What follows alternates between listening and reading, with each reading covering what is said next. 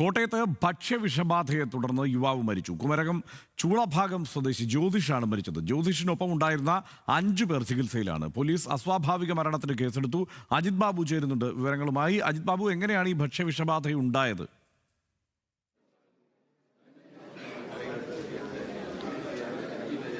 ഹർഷൻ, ഇക്കാര്യത്തിലൊരു സംശയമാണ്, ഭക്ഷ്യവിഷബാധ എന്ന സംശയമാണ് പ്രധാനമായും ഇപ്പോൾ ഉയരുന്നത്. അതായത് ഈ സുഹൃത്തുക്കളായിട്ടുള്ള കൂട്ടുകാർ ചെന്നാണ് ഇപ്പോൾ ഷാപ്പിലെത്തി ഭക്ഷണം കഴിച്ചത്. അവിടെ കഴിക്കുന്ന സമയത്ത് തലക്കറി ഉൾപ്പെടെ കഴിക്കുന്ന സ്ഥിതിയുണ്ടായി.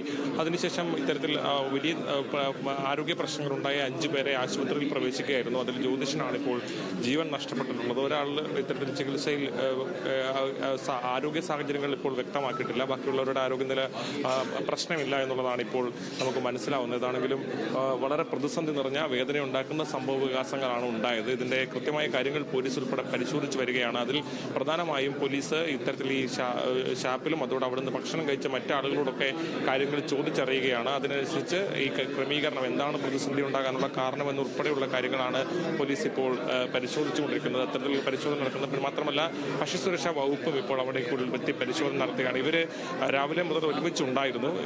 ഇടുക്കി സ്വദേശികളായിട്ടുള്ള ആളുകളുണ്ട്, കോട്ടയം സ്വദേശികളായിട്ടുള്ള ആളുകളുണ്ട്. ഇപ്പോൾ അവർ കഴിച്ച് എവിടെ നിന്നൊക്കെ മറ്റ് ഭക്ഷണങ്ങൾ കഴിച്ചിട്ടുണ്ട്.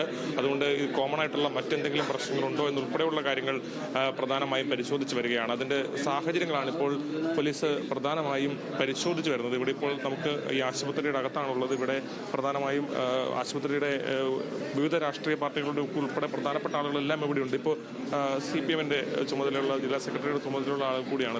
നിങ്ങൾക്ക് പ്രാഥമികമായി എന്താണ് മനസ്സിലാക്കുന്നത്? കുമരകം എന്ന് പറയുന്ന അന്തർദേശീയ ടൂറിസം മേഖലയാണ്. അവിടെ ആരോഗ്യ മേഖലയിൽ പ്രത്യേകമായ ഒരു കേന്ദ്രീകരണം ആവശ്യമാണ്.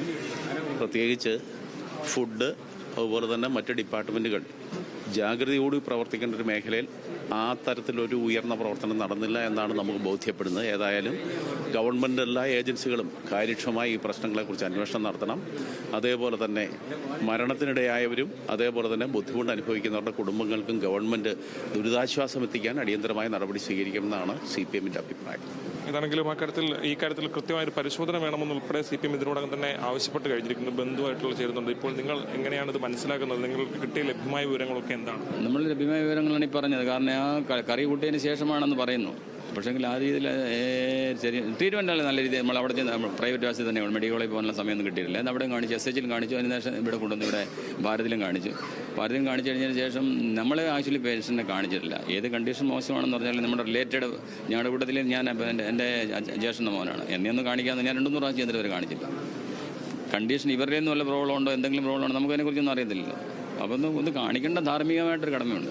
ഈ മറ്റുള്ള കൂടെ ഉണ്ടായിരുന്ന നമ്മൾ അറിയുന്നുള്ളൂ. ഇവർ പറയുന്നത് മറ്റ് 2 പേരുണ്ടായിരുന്നല്ലോ. 7 പേരിൽ 2 പേര് നേരത്തെ പോയിരുന്നല്ലോ. അവരിൽ നിന്ന് കാര്യങ്ങൾ ചോദിച്ചറിഞ്ഞു. അവരെന്താണ് അവർ പറയുന്നത് ഇതാണ്, അവർ കഴിച്ചിട്ടില്ല. 2 പേരെന്ന് പറഞ്ഞാൽ അവർ തലക്കറി എന്ന് പറയുന്ന സംഭവം കഴിച്ചിട്ടില്ല.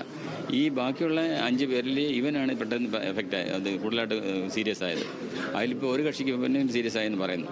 ICUലോട്ട് മാറി. ഇവനെ ആദ്യം തന്നെ ICU കയറ്റി തന്നെ വെന്റിലേറ്ററിലാക്കി എന്ന് പറയുന്നത് ഇവർ പറയുന്നത്. നമുക്കറിയില്ല.